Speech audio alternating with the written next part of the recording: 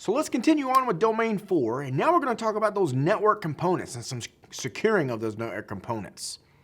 Now we need a good foundation, so we're going to go over our network components first to make sure we understand what's going on, and we'll sprinkle in some of that security stuff as we go along.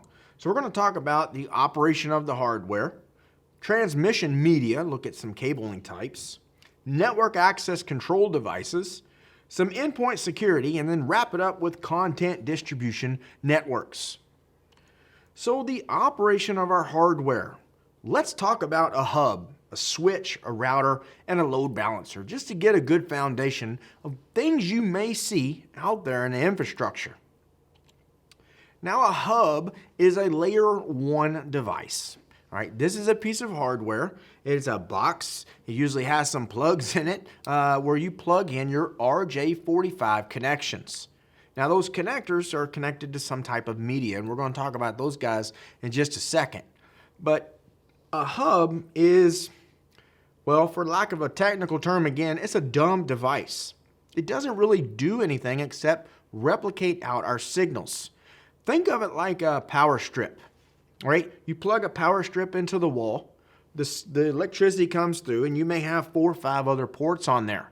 Well, those 4 or 5 ports all have equal opportunity to that power coming from the wall. A hub kind of does the same thing. You may have 3 or 4 cables plugged into it. Data's coming into one. That hub replicates that signal out to all other active ports.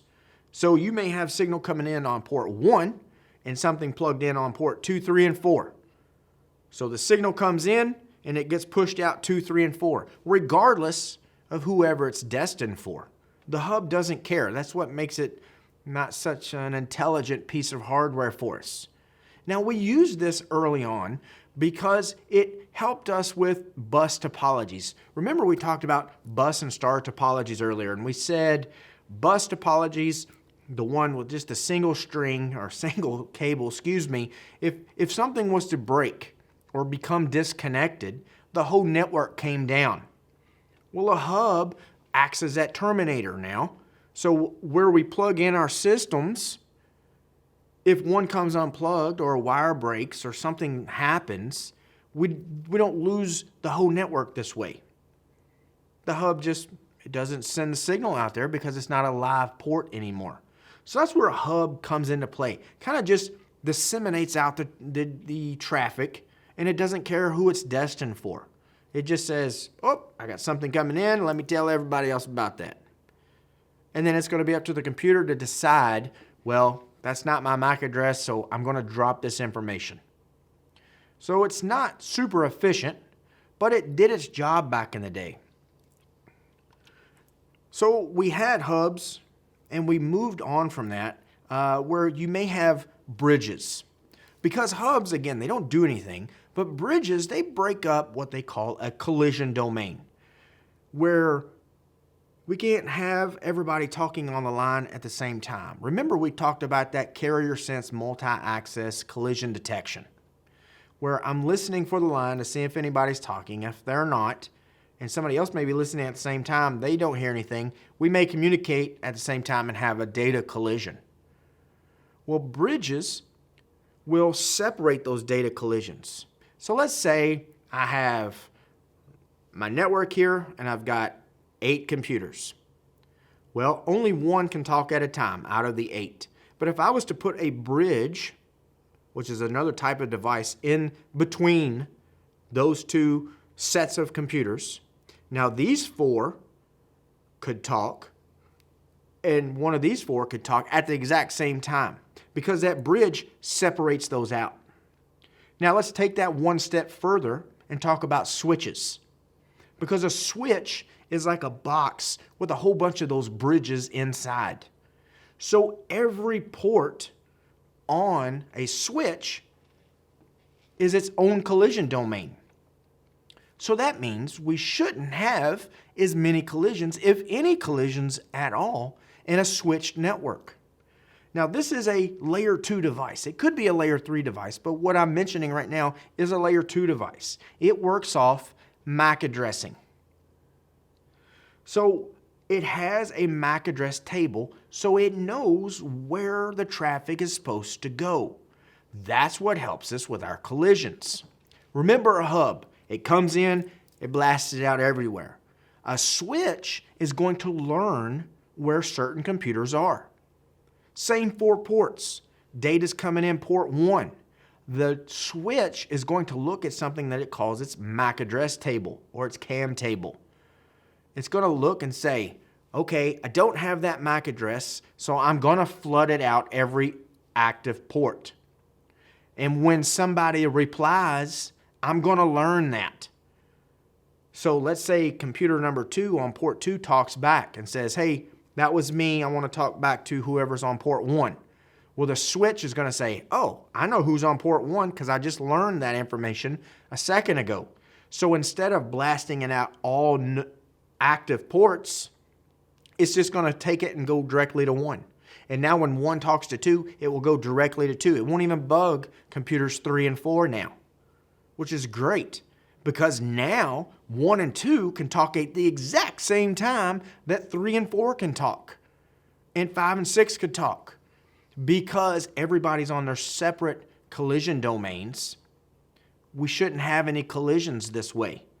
Switches are very efficient when it comes to this because now instead of running at like half duplex, which means we can only listen or receive at the same time, say with a hub, with a switch we're running full duplex. We can send and receive traffic at the exact same time. That makes us more efficient. That makes us faster. That makes our networks run faster. Now, there are other benefits to switching on top of the speed, which should be enough for everybody, right? Because that's what we want. Faster, faster, faster. Everybody's talking about faster networks. But switches also can filter out traffic. We can apply filters to say what's allowed and what's not allowed by MAC addressing. So we could do MAC address filtering and say, you cannot connect to this port. And we can use something like port security, which we decide who gets to use that port. We can set up something which they call sticky MAC. And the first computer or device that plugs into that switch, the switch will learn the MAC address and will populate its table and say, okay, only this MAC address can be connected to this port. So if you were to unplug that, and somebody else was to plug into that port, it could shut it off. It could disable that port now because it says, wait a minute, that's the wrong MAC address. You're not allowed on this port. Go away, so it won't pass any traffic. We can do port mirroring as well, which is good for us as security professionals if we're looking for malicious traffic. So what we could do is set up, say, whatever's coming and going on port number 1, we want to mirror that to port 48. And what we could do then is set up a protocol analyzer or some type of traffic monitor on port 48, because everything that's coming and going on port 1, which we may suspect something's going on there, we're getting an exact copy. So this will help us in our analysis, and it will help us in any forensics that we may be doing in our investigation to see if there's any malicious activity on that particular port. Now, we have to get in a switch to do that, or some switches, I should say, to configure that, to turn on port mirroring. So you can switch that information inside so we get the exact copy. Now, sometimes you can get a switch that has a mirrored port on there. And you plug in, say, your IDS or your IPS directly into that port. And that port kind of acts like a hub. So all the traffic that's coming through that switch hits that port as well. So you can hook up your traffic monitor or your traffic analyzer to that port to see, again, if there's any malicious doing going on inside of your network. So that's huge benefits when it comes to switching. Way more benefits in a switching network than in a hub-based network. We don't even use hubs. Don't plug them in. If you have one, put it away or sell it, give it away, something. We want to use switches. A lot more benefits, a lot better security than hubs because, well, hubs offer zero security when it comes to networking. Now, I've talked about collision domains a little bit. I said every port on a switch is its own collision domain, which is important for efficiency, because that means, again, we can talk and listen at the exact same time. So 1 could talk to 4 while 2 was talking to 3, and vice versa, at the same time with no collisions. Now, a collision domain is a group of devices on the same segment. Every port on a switch is the segment, is its own segment. So that's why I can say that every port on a switch is going to be a collision domain. Inside that collision domain, that means only one device on the segment can talk at once. On a hub, the whole hub is a segment, all right? No switch. So everything coming off the router is the segment. On a switch, every wire coming off of a port is a segment, its own collision domain. Now we also have VLANs, and we can use VLANs for security. We use VLANs to segregate traffic as well. A VLAN is a virtual local area network. Now what this means is we're using the same hardware that we have inside of our infrastructure, but virtually or logically we're separating the traffic. That helps, the traffic separation helps with security, and because we're segregating that traffic, we're separating it out inside of the network. So let's think of it this way. Let's say I had a college campus, and I had data traffic, I had VoIP traffic, I've got student data traffic, I've got faculty data traffic, I've got server, my data center traffic, I've got management traffic. I've got all this traffic. Do I want it all on the same pipe? Do I want to cross over my management with my student traffic or my VoIP traffic that's real talky and chattery and needs quality of service? And do I want to mix all this together? Probably not. Right? I could separate this out with VLANs, or I could go buy, however many I just said, 6 different switches, because I've got 6 different categories of traffic: student, faculty, server, VoIP, management, so 5. I could go buy 5 switches, 1 for each category. And then depending on how many buildings I have, I'd have to buy 5 switches for each building. And then I'd have to have 5 routers, 1 for each category of traffic. 5 IDSs or IPSs, 5 firewalls.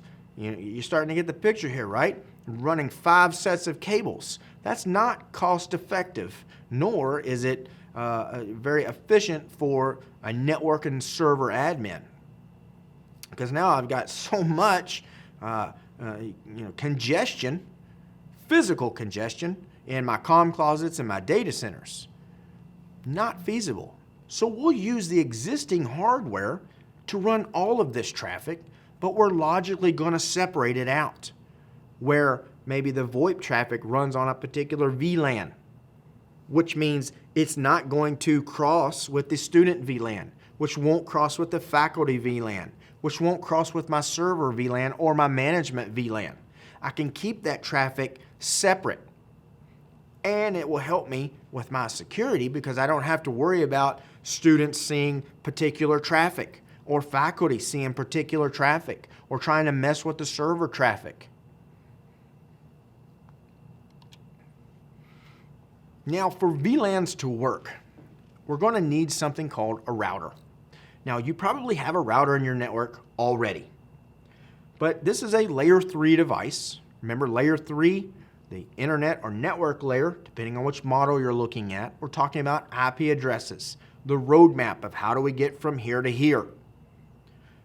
The router separates or brings together, however you want to look at it. If you're a half empty or half full kind of person, it separates or brings together different networks. You have a public network over here possibly, and on this side we have a private network. Well, we'll stick a router in there, remember that gateway of how we get our traffic out of our network out to the public network. Well, this router separates that traffic. Now, routers we can do a couple things with, all right? They route traffic based on destination IP addresses. We can also put security on a router. We can put what they call an access control list, kind of like the same thing we put on a firewall. We can have rules on this router that says traffic coming in from a particular subnet or coming from a particular area or coming into trying to access a particular port is allowed or not allowed. We can deny or permit that information from coming into our network. So that gives us perimeter security. So you can say any subnet coming from this country or region cannot access port 23, 22, 25, 80, 443, 3389, any ports you want to come up with, right? You create those rules, and as soon as it hits that router, the router will look at the criteria that you've set and say, oh, wait, this matches this rule, that's this IP address. Nope, denied, you can't come in. So that gives us that perimeter security, which is very helpful because we can filter it even more as the traffic comes through with, say, different types of firewalls, which we're going to talk about here in a little bit. Something else a router does is it separates broadcast domains. Now, we've talked a lot about collision domains, right, where we can send and receive at the exact same time. But broadcast domains is the limitations of where the broadcast traffic will go. We talked about ARP request earlier, that address resolution protocol. And I said when somebody needs a MAC address, they'll broadcast out. They'll say, hey, I've got this IP address. Who has the MAC address that goes with this? Well, that's broadcast information. That stays on your side of the router because routers by default don't pass broadcast traffic. So that's what makes them separators of our broadcast domain. Every interface on a router is a broadcast domain. So if we had a router and there was an interface here plugged into some Ethernet cable that went to a switch, this is a broadcast domain on this side. We could have the exact same setup over here, and that's a separate broadcast domain. So whatever they're screaming over here, I won't hear them over here. Too many hears. So on this network, they could be broadcasting. I won't hear them on this network, and vice versa. Okay, because that router won't pass that broadcast traffic. So that's how it separates out those broadcast domains. We can also have something called a load balancer. Now this splits the load between devices like servers and routers, and it's supposed to improve performance for our services. Now where this comes in for security could help with DOS attacks or DDoS attacks, because you hit the load balancer first, and it says, okay, I'm load balancing for, like our graphic we have here, for 3 web servers. So instead of all the traffic destined for just one web server, and it has to handle all of those calls and then tie back into maybe an application server and then hit a database server and then come back out, now the traffic hits a load balancer. And he says, okay, you're going to take a little bit, you're going to take a little bit, you're going to take a little bit, you're going to take a little bit, you're going to take a little bit, you're going to take a little bit. And he's kind of spreading the love out, right? Everybody gets a little bit of the traffic, or you handle this request, the next request you're going to handle, the next request you're going to handle. So while you're doing this, these two may be idle. But the next thing that comes in, you're going to be doing the work. And the next thing that comes in after that, you're going to be doing the work.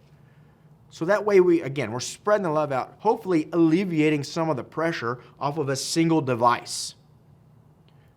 This could help. And a DOS attack. The load balancer could try to spread the attack around if that's how we want to deal with a DOS attack in the first place.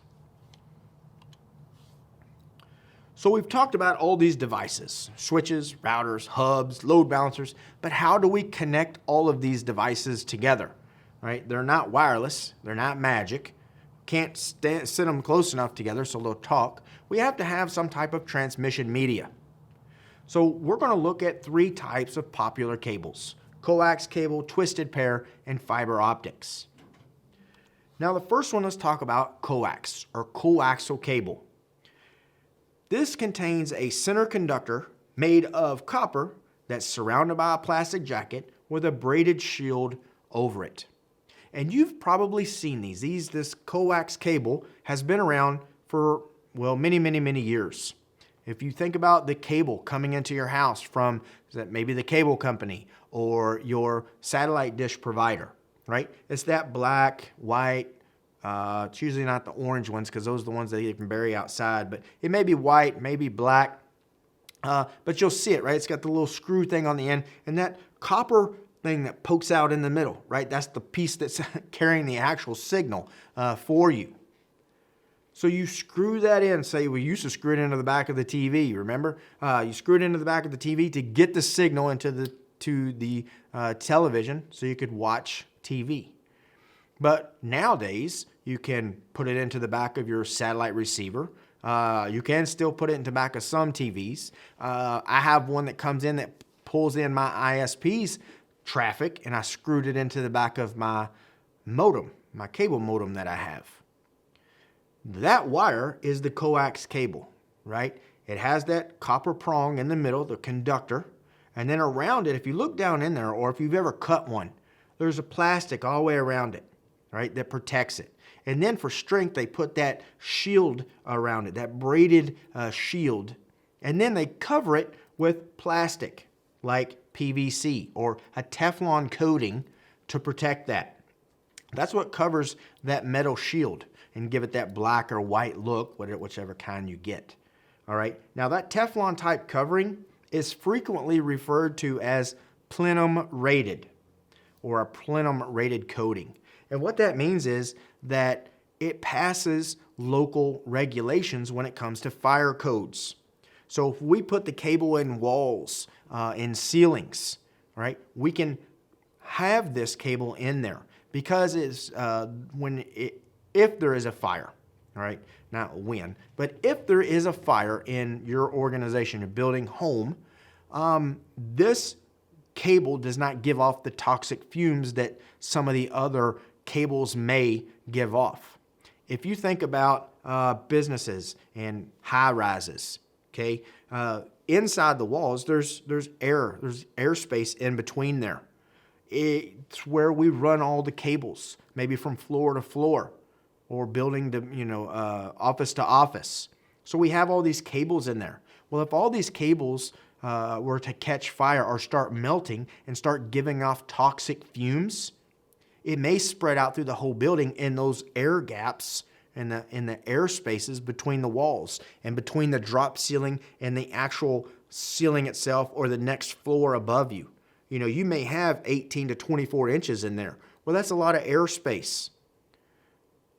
If a fire was to happen, toxic fumes could be circulating in there. They could spread throughout the building and cause a lot more damage maybe than the fire does. Could be potential loss of life on some of these toxic fumes if there was enough cabling in there. And you'd be surprised how much cabling they shove in the walls in some of these buildings. You open up the wall, you cut it open or whatever because you have to work on it. You may see a bundle of wire that you can't even get your hands around. And it's running up hundreds of feet and hitting another comm closet, and then you got another 100 and 200 feet, and then another 200. I mean, you'll see all this cabling. So we want to use plenum coatum cables. And it just doesn't have to be coax. They have this in other medias as well that we're getting ready to see. But plenum rated coating, that's usually dictated by local or state fire codes that you have to have that because of those toxic fumes. So that other one I was talking about could be twisted pair. All right, very, very popular. This is multiple individually insulated wires that are twisted together in pairs. Usually we have 4 pairs in there, depending on which one we talk about. But if you're using a Cat 5 or Cat 5e or the Cat 6 cables, stands for Category 5 Enhanced, and Category 6, you're going to have 4 pairs inside of this one sheath. And the pairs are actually twisted together. And then, so you have 4 pairs inside of your cabling. 8 wires all together. Now those wires inside, they're individually insulated as well. So they have insulation around them. And then the bundle of wires in there, they have insulation around them also. Now, sometimes we can put a metallic shield around the 8 individual wires and then put the plastic sheath coating around the metal shield. Now, that metal shield is what makes that a shielded twisted pair, which you may see that as STP. It's a little more difficult to work with than UTP, which is unshielded twisted pair. Because of that metal, metallic shield that it has around it, it's obviously going to be harder to cut with tools. It's going to be harder to pull. It weighs more. It's more expensive, but it can protect your data a little bit more than UTP. Because of the shield, it's less susceptible to electromagnetic interference and radio frequency interference. So it's harder to tap into, it's harder to pull data off of those wires. So again, risk analysis, pros and cons of what you need. If you need more security, STP is the way to go if you have to use twisted pair. So like I said, cable without that shielding is called unshielded twisted pair, or UTP. Now it's extremely popular. It's easy to work with. It's relatively cheap when it comes to cabling. You just have to buy the right connectors, and that's the tricky part, right? You get an RJ45 connector that goes on the end, and you clamp it down. That's about the most difficult part there is working with these. You can buy them already made, or like I said, you can custom make them as well. So why are the wires and the cables twisted anyway? I've mentioned that a couple times now. Because when electromagnetic signals are conducted on copper wires, like in close proximity like that, you may get something known as crosstalk. So twisting the 2 wires together as a pair minimizes that interference and can even protect them against interference from, say, outside resources or outside sources. So it's for protection, it's for crosstalk. That's one reason. And then the other one is for protection against outside. Plus, it makes the cabling a little bit stronger when you're pulling it through. All right, if you have something straight opposed to twisted around, that makes the 2 twists a little stronger when you're pulling it, because when you pull cable, you're pulling that cable. You may be pulling it up over a wall and through the ceiling. And sometimes you got to give it a little, put a little elbow grease into it, and you don't want to jerk on it, and you don't want a totally straight wire. You could actually snap that off. So again, a couple different reasons there, but it's for the crosstalk mainly. Now that unshielded twisted pair, like I said, I think it is the most common today. It's cheaper, all right? It is easy to work with, and we do have different categories: 1, 2, 3, 4, 5, 5E, and 6. Now you're probably not going to see 1 through 4.